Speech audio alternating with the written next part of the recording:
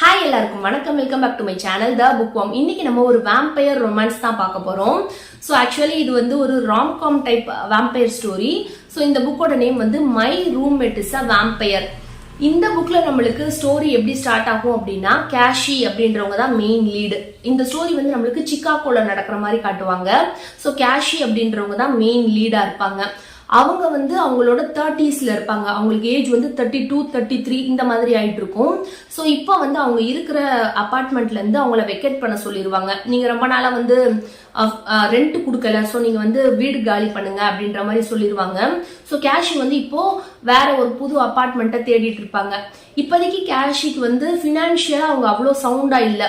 அவங்களுக்கு வந்து ரொம்ப ஸ்ட்ரகிள் இருக்கு. ஃபினான்ஷியலா வந்து அவங்க ரொம்ப கஷ்டப்பட்டுட்டு இருக்காங்க. அவங்களுக்கு வந்து ஆர்டிஸ்ட் ஆகணும் அப்படின்றது தான் ட்ரீமா இருக்கு. பட் அவங்களுக்கு வந்து மெயின் சோர்ஸ் ஆஃப் இன்கம் வந்து பார்ட் டைம் ஜாப் தான் நிறைய பாக்குறாங்க. ஸோ அதுல இருந்து தான் அவங்க இன்கம் வருது. லைப்ரரியில வேலை பார்ப்பாங்க, கெஃபேல எல்லாம் வேலை பார்ப்பாங்க. ஸோ இதுல இருந்து தான் அவங்களுக்கு மெயினா இன்கம் வரும். ஆர்டிஸ்ட் ஆகணும் அப்படின்றது அவங்க ட்ரீம். ஸோ இப்போ வந்து அவங்க வேற வீடு தேடிட்டு இருக்கப்போ அவங்களுக்கு ஒரு ஃப்ரெண்ட் இருப்பாங்க. அவங்க நேம் வந்து ஷாம் அப்படின்றது. ஸோ ஷாமும் கேஷியும் சேர்ந்து கேஷிக்கு வீடு தேடிட்டு இருப்பாங்க. இவங்க ரெண்டு பேருமே ஸ்கூல் படிக்கிறப்பத்துல இருந்தே ஃப்ரெண்ட்ஸ், 8th கிரேட்ல இருந்தே ஃப்ரெண்ட்ஸ். ஸோ இப்படி இருக்கப்போ ரெண்டு பேருமே வீடு தேடிட்டு இருக்கப்போ ஒரு ஆடை பார்ப்பாங்க. அட்வர்டைஸ்மெண்ட்ல ரூம்மேட் வந்து தேவை, ஒரு வீடு இருக்கு, அந்த ஓனருக்கு வந்து ஒரு ரூம் மட்டும் இருக்கு, அதுக்கு வந்து ரூம்மேட்டா வர இன்ட்ரெஸ்டா இருந்துச்சுன்னா கீழே கொடுக்குற டீடைல்ஸை பார்த்துட்டு வாங்கன்னு சொல்லி கொடுத்துருப்பாங்க. ஸோ அந்த அபார்ட்மெண்ட் வந்து அந்த அட்வர்டைஸ்மெண்ட்ல இருக்க அபார்ட்மெண்ட் வந்து ரொம்பவே மெயினான இடத்துல இருக்கும், மெயினான ஏரியால இருக்கும். அண்ட் அதுல சொல்லியிருக்கிற அந்த அபார்ட்மெண்ட் வந்து ரொம்பவே நல்ல ஃபெசிலிட்டிலாம் இருக்கிற மாதிரி அதுல ஆட் கொடுத்துருப்பாங்க. பட் அதோட ரெண்ட் ரொம்பவே சீப்பா இருக்கும். ஸோ இவங்க ரெண்டு பேருக்குமே டிஸ்கஷன் நடக்கும், கேஷிக்கும் ஷாமுக்கும். இவ்வளோ மெயினான ஏரியால ஈவன் அந்த அபார்ட்மெண்ட்டுக்கு பக்கத்துல அப்படியே லேக் இருக்கும். ஸோ லேக் வியூ கூட வீட்டுல இருந்து தெரியும். ஸோ இவ்வளோ மெயினான ஏரியா, இவ்வளோ ஃபெசிலிட்டிஸ் இருக்கு. பட் ஏன் வந்து ரெண்ட்டை கம்மியா கேட்குறாங்க, ரொம்ப சீப்பா இருக்கு. மேபி அந்த வீடு வந்து ஒருவேளை ஏதோ பிரச்சனையான இடமா இருக்க போது வேணாம் அப்படின்ற மாதிரி ஷாம் சொல்லுவாங்க. பட் கேஷி வந்து அதெல்லாம் ஒன்றும் இல்லை அப்படின்ற மாதிரி அந்த வீட்டில் அந்த டீட்டெயில்ஸை பார்த்து கால் பண்ணுவாங்க அந்த வீட்டு ஓனருக்கு. ஸோ அந்த வீட்டில் இருக்க அந்த ரூம்மேட்டுக்கு நேம் வந்து ஃபெட்ரிக் எஃப் ஃபிட்ஸ் வில்லியம். அவரோட ஃபுல் நேம் அப்படிதான், அவர் எங்கேயுமே அப்படிதான் சொல்லுவாரு. ஸோ அவர் தான் ஃபெட்ரிக். ஸோ ஃபெட்ரிக் வந்து கால் அட்டன் பண்ணிட்டு ஓகே நீங்க வந்து வீடை பாருங்க அப்படின்ற மாதிரி பேசிடுவாங்க. ஸோ கேஷி வந்து ஃபெட்ரிக்கோட வீட்டுக்கு போவாங்க, வீடு அவங்க ரூமை பாக்குறதுக்காக. ஸோ போறப்ப அவங்களுக்கு கொஞ்சம் பயமா இருக்கும். ஷாம் கூட இந்த டிஸ்கஸ் நடந்துச்சுல, அவர் எதுவும் ஒரு தப்பானவரா இருப்பார், அதனாலதான் சீப்பான விலைக்கு இந்த ரூமை கொடுக்குறாங்க, மேபி அவர் சீரியல் கில்லரா கூட இருப்பாங்க அப்படின்ற மாதிரி டிஸ்கஸ் பண்ணிருப்பாங்க. ஸோ அதெல்லாம் நினைச்சுக்கிட்டே தான் அந்த வீட்டுக்குள்ள போவாங்க. பட் அந்த வீடு வந்து பார்க்கறதுக்கு ஒரு மாதிரி டார்க்கா இருக்கும், டார்க் கலர்ல பெயிண்ட் பண்ணிருப்பாங்க. ஸோ அது பார்க்கறதுக்கு உங்களுக்கு கொஞ்சம் வியர்டா இருக்கும், எதுக்கு இவ்வளோ டார்க்கா பெயிண்ட் பண்ணிருக்காங்கன்னு இருக்க மாதிரி இருக்கும். பட் வீடெல்லாம் கொஞ்சம் நல்ல ஃபெசிலிட்டி எல்லாம் இருக்கும். அவங்க இருக்க ரூமுமே அவங்களுக்கு பிடிச்சிரும். ஸோ இவங்க நானே வரேன், இந்த வீட்டுக்கு வந்து நான் மூவ் இன் பண்ணிடுறேன் அப்படின்ற மாதிரி பேசிடுவாங்க. ஸோ ஃபெட்ரிக் என்ன சொல்லுவாரு அப்படின்னா, ஓகே வெல்கம், நீங்க வந்துருங்க இந்த வீட்டுக்கு. பட் வந்து உங்களுக்கு ஒரு சில ரூல்ஸ் மட்டும் இருக்கு. நான் வந்து நைட்டு தான் வந்து வேலைக்கு போவேன். ஸோ நைட் நான் இந்த வீட்டில் இருக்க மாட்டேன், மார்னிங் தான் இந்த வீட்டில் நான் இருப்பேன். மார்னிங் நான் வந்தாலுமே ரொம்ப டயர்டாகி என்னோட ரூம்ல தூங்கிட்டு இருப்பேன். ஸோ நீங்க மார்னிங்லாம் என்னை எழுப்பி டிஸ்டர்ப் பண்ணக்கூடாது அப்படின்ற மாதிரி சொல்லுவாரு. நெக்ஸ்ட் வந்து நான் இல்லாத நேரத்துல என் ரூமுக்கு நீங்க வரக்கூடாது அப்படின்ற மாதிரி சொல்லுவாரு. ஆப்வியஸ்லி உங்க ரூமுக்கு நான் ஏன் வரப்போறேன், நான் டிஸ்டர்ப் பண்ணாம இருந்துப்பேன் அப்படின்ற மாதிரி கேஷி சொல்லிடுவாங்க. ஸோ அப்படியே அவங்களுக்குள்ள அக்ரிமெண்ட் முடிஞ்சு கேஷியும் இந்த வீட்டுக்கு வந்து மூவ் இன் ஆகி வந்துருவாங்க. வந்ததுக்கு அப்புறமா வந்து இவங்க வரப்போ அவர் இருக்க மாட்டார், ஃபெட்ரிக் இருக்க மாட்டாரு, அவரோட ரூம்ல தான் இருப்பாரு. ரூம்ல இருப்பாரா இல்லையான்றது கூட கேஷிக்கு தெரியாது. பட் அவர் ரூம் வந்து அடைச்சிருக்கும். ஸோ மேபி அவர் சொன்ன மாதிரி ரெஸ்ட் எடுத்துட்டு இருக்காரு போல மார்னிங் அப்படின்ற மாதிரி நினைச்சிட்டு கேஷி அவங்க ரூமுக்கு போய் ஷிஃப்ட் ஆயிடுவாங்க. ஆனதுக்கு அப்புறமா அவங்க ரூம் அவங்களுக்கு பிடிச்ச மாதிரி டிசைன் பண்ணிப்பாங்க. ஸோ இப்படியே போயிட்டு இருக்கும்.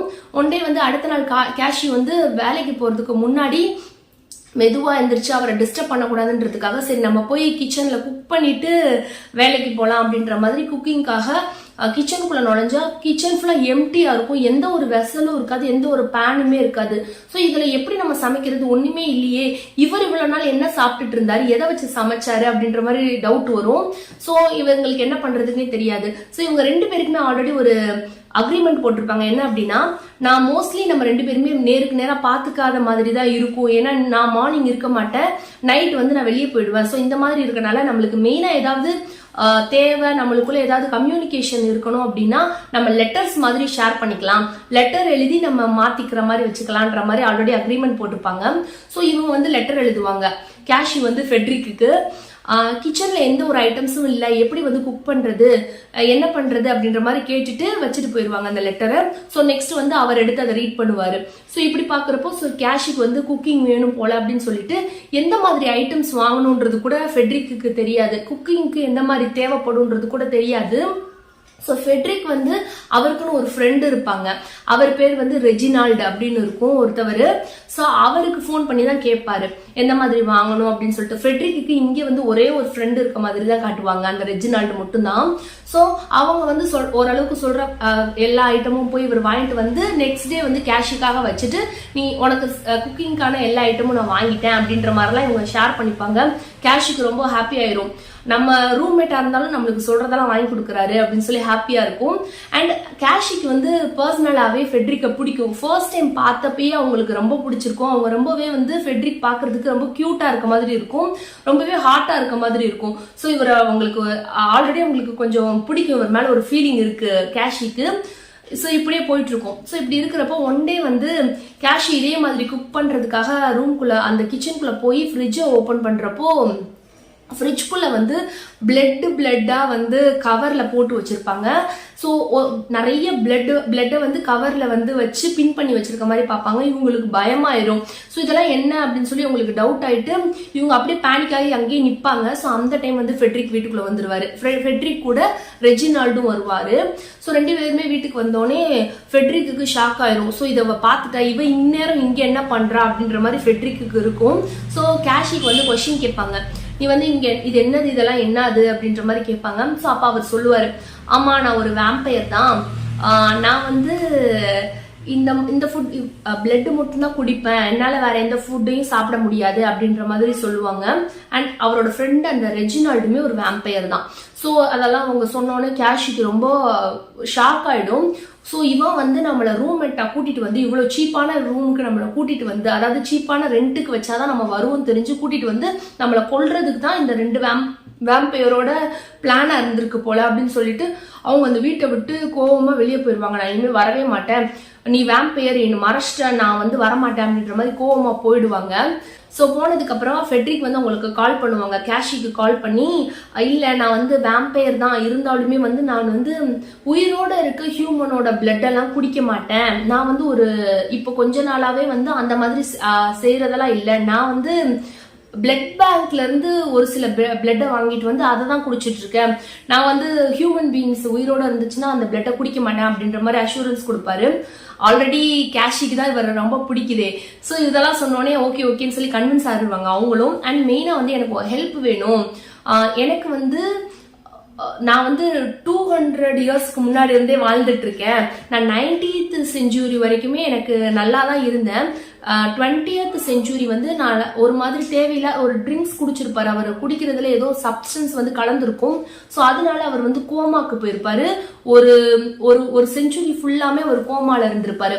ஸோ நான் ரீசெண்டா தான் வந்து கோமால இருந்தே வந்து ரெக்கவர் ஆகி வந்தேன். 21st செஞ்சுரி வந்து எல்லாமே டிஃப்ரெண்டா இருக்கு, நிறைய சேஞ்சஸ் இருக்கு இந்த மாடர்ன் வேர்ல்டுல. ஸோ இது எல்லாமே நான் கத்துக்கணும்னு ஆசைப்படுறேன், அதனால வந்து நீ தான் எனக்கு வந்து இந்த வீட்டுல இருந்து எனக்கு எல்லாத்தையும் சொல்லி கொடுக்கணும், எல்லாம் இப்ப இருக்க கரண்ட் பீப்புளோட எப்படி மிங்கிள் ஆகணும் இன்டராக்ட் பண்ணணும்ன்றதெல்லாம் எனக்கு தெரிய மாட்டேது. அண்ட் நிறைய சோசியல் மீடியான்னு சொல்றாங்க, இதெல்லாம் என்னன்னே எனக்கு தெரியல. ஸோ இதெல்லாம் வந்து எனக்கு நீ தான் சொல்லி கொடுக்கணும் கேஷி அப்படின்ற மாதிரி ஹெல்ப் கேட்பாரு. கேஷுக்கும் ரொம்ப ஓகேன்ற மாதிரி அக்செப்ட் பண்ணிப்பாங்க. ஸோ திருப்பியும் இந்த வீட்டுக்கு வருவாங்க. வந்ததுக்கு அப்புறமா இவரோட நீட்ஸ் எல்லாம் செஞ்சு கொடுப்பாங்க, இவரோட ட்ரெஸ்ஸிங் ஸ்டைல ஃபுல்லா மாத்துவாங்க. அண்ட் இந்த மாதிரி நிறைய விஷயம் நடக்கும். அண்ட் மெயினா இந்த புக்ல வந்து ஒரு சாப்டர் முடிஞ்சு மிடில்ல வந்து ஃபெட்ரிக் வந்து ஒரு லெட்டர் எழுதுவார் அவங்க அம்மாக்கு. அவங்க அம்மா வந்து இங்கிலாந்துல இருப்பாங்க. ஸோ அவங்க அம்மா கூட வந்து அவங்க கம்யூனிகேஷன் அதுவும் லெட்டர்ல தான் இருக்கும். ஸோ அவங்கள பத்தி இப்படி அவங்க ரெண்டு பேரும் அப்படி பேசுறப்போ அவங்க அம்மா வந்து என்ன சொல்லுவாங்க அப்படின்னா, ஃபெட்ரிக்கு வேற ஒரு பொண்ணை வந்து என்கேஜ்மெண்ட் பண்ணிருப்பாங்க, அவங்களதான் மேரேஜ் பண்ணணும் அப்படின்ற மாதிரி அவங்க அம்மா ஃபோர்ஸ் பண்ணுவாங்க. அவங்க எல்லாம் வேம்பயர்ஸ் தான். ஸோ அந்த வேம்பயர் பொண்ணை தான் வந்து மேரேஜ் பண்ணி வைக்கணும்னு சொல்லி ஃபெட்ரிக்கு அவங்க அம்மா ஃபோர்ஸ் பண்ணுவாங்க. ஃபெட்ரிக் வந்து இல்லை எனக்கு வேண்டாம், அந்த பொண்ணை எனக்கு பிடிக்கல அப்படின்ற மாதிரி சொல்லிடுவாரு. ஈவன் அந்த பொண்ணுகிட்டையுமே ஃபெட்ரிக் சொல்லிடுவாரு, உன்னை பிடிக்கல நான் உன்னை மேரேஜ் பண்ணிக்க மாட்டேன் அப்படின்ற மாதிரி லெட்டர்லாம் எழுதி வைப்பாரு. ஸோ இந்த மாதிரி மிடில் வந்து நம்மளுக்கு வந்துட்டே இருக்கும். ஒவ்வொரு சாப்டருக்கும் இன்பிட்வீன்ல இந்த மாதிரி அவங்க லெட்டர் எழுதுறது, அந்த பொண்ணுக்கும் அவங்க அம்மாவுக்கு எழுதுறதெல்லாம் வந்துட்டே இருக்கும். ஸோ இதுக்கப்புறமா வந்து என்ன ஆச்சு இந்த ஸ்டோரியில அப்படின்றது தான் இது ஃபுல்லா இருக்கும் இந்த புக்ல. ஃபெட்ரிக் வந்து அந்த பொண்ணை மேரேஜ் பண்ணிக்கிட்டாரா, கேஷி என்ன ஆனாங்க, இதெல்லாம் தான் இந்த ஸ்டோரி. ஆக்சுவலா இது வந்து ரொம்பவே ஃபன்னா இருக்கும், ஹிலாரியஸா இருக்கும். ஒரு சில கான்வர்சேஷன் அவங்க ஃபெட்ரிக்குக்கும் கேஷுக்கும் நடக்கிற கான்வர்சேஷன் வந்து ரொம்பவே ஃபன்னியா இருக்கும். அண்ட் அவங்க எக்ஸ்சேஞ்ச் பண்ணிப்பாங்க அந்த நோட்ஸ். அவங்க கம்யூனிகேஷனே நோட்ஸ் மூலியமா தான் நடக்கும். டைரக்டா அவங்க பேசிக்க மாட்டாங்க. மெயினா வந்து லெட்டர் மாதிரி எழுதி வச்சுதான் பேசிப்பாங்க. ஸோ அந்த மாதிரி இருக்கிறதுமே நம்மளுக்கு ரொம்பவே இன்ட்ரெஸ்டிங்கா இருக்கும். அண்ட் மெயினா வந்து கேஷிக்கு வந்து ஃபெட்ரிக்கை பிடிச்சிருக்கும். ஸோ அவங்களுக்குள்ள இருக்க அந்த ஃபீலிங்கை வந்து அவங்க அப்பப்ப நினைச்சுக்கிட்டே இருப்பாங்க. ஸோ அதெல்லாமே நம்மளுக்கு ரீட் பண்றப்போ ஒரு மாதிரி ஃபீல் குட்டா இருக்கும் அண்ட் கொஞ்சம் ஃபன்னியாவும் இருக்கும் ஒரு சில டைம். ஸோ இந்த புக் வந்து உங்களுக்கு ஒரு ரொமான்ஸ் ஸ்டோரி ரீட் பண்ணணும், லவ் ஸ்டோரி, லவ் ரொமான்ஸ் இருக்கணும், but at the same time வந்து அதுல வந்து கொஞ்சம் ஃபன்னி எலமெண்ட்ஸும் இருக்கணும் அப்படின்னா ஷுவரா இந்த புக்கை நீங்க ரீட் பண்ணலாம். அண்ட் மெயினா வந்து ஒரு வேம்பயர் ஸ்டோரி, அது கொஞ்சம் டிஃப்ரெண்டா இருக்கணும். நார்மலா வந்து வேம்பயர்னா ரொம்ப ஸ்ட்ராங்கா காட்டுவாங்க, யாரையாவது கொல்ற மாதிரி இந்த மாதிரி காட்டுவாங்கல்ல. பட் இது அப்படியே வந்து ஆப்போசிட்டா இருக்கும். இந்த ஃபெட்ரிக் இந்த வேம்பயர் வந்து ரொம்பவே சாஃப்டா, கியூட்டா, அடோரபிளா இருப்பாரு. பாக்குறதுக்கே ரொம்ப நல்லா இருக்கும். ஒரு பாய் ஃப்ரெண்ட் மெட்டீரியல் மாதிரி இதுல சொல்லியிருப்பாங்க. ஸோ ஒரு டிஃப்ரெண்டான வேம்பயர் ஸ்டோரி படிக்கணும் அப்படின்னா டெஃபினட்டா இந்த புக்கை ரீட் பண்ணலாம். அண்ட் மெயினா வந்து இந்த புக்ல வந்து நான் எல்லாரும் படிக்கணும், மஸ்ட் ரீட், இது படிச்சா மைண்ட் ப்ளோயிங்கா இருக்கும் அப்படின்ற மாதிரிலாம் சொல்ல மாட்டேன். இந்த புக் வந்து ஒரு ஃபன்னி ரீட், ஒரு கம்ஃபர்டபுளா உட்காந்துட்டு ஒரு ஃபீல் குட் புக் படிக்கணும் அப்படின்னா இந்த புக்கை ரீட் பண்ணலாம். இதுல வந்து மெயினா வந்து இந்த புக்ல 90 பேஜஸ் வரைக்குமே, ஒரு 90% பேஜஸ் வரைக்குமே ரொம்பவே சூப்பரா போயிட்டு இருக்கும். ஒரு மாதிரி நல்லாவே போயிட்டு இருக்கும். 90% வரைக்கும் இந்த புக்ல சூப்பரா இருக்கும். ஃபைனல் 2 சாப்டர் அந்த எண்டிங், அந்த டுவர்ட்ஸ் அந்த எண்டிங் மட்டும் வந்து இன்னும் கொஞ்சம் பெட்டரா பண்ணியிருந்திருக்கலாம் அப்படின்ற மாதிரி ஃபீலிங் இருந்துச்சு. பட் இதுவும் ஓகே தான். பட் அதனால மட்டும் இது ஓரளவுக்கு எனக்கு ஒரு அந்த எண்டிங்கும் இன்னும் நம்ம எக்ஸ்பெக்ட் பண்ற அளவுக்கு நல்லா கொடுத்துருந்தாங்க அப்படின்னா 4.5 ஸ்டார்லாம் இந்த புக்கு கொடுத்துருந்துருக்கலாம். பட் எண்டிங்கை வந்து கன்சிடர் பண்ணோம் அப்படின்னா இந்த புக்குக்கு வந்து ஒரு 3.75 ஸ்டார்ல இருந்து ஒரு 4 ஸ்டார் வரைக்கும் கொடுக்கலாம். ஸோ உங்களுக்கு இந்த புக் ரீட் பண்ணணும், ஒரு வேம்பயர் ஸ்டோரி ரீட் பண்ணணும் அப்படின்னா இந்த புக்கை ரீட் பண்ணுங்க. ஸோ உங்களோட கமெண்ட்ஸ் என்னோட கமெண்ட் செக்ஷன்ல போடுங்க. உங்களுக்கு வேற எதுவும் சஜஷன் இருக்கு அப்படின்னா அதையும் கமெண்ட் செக்ஷன்ல சொல்லுங்க. நெக்ஸ்ட் வீடியோல பார்க்கலாம். பாய்.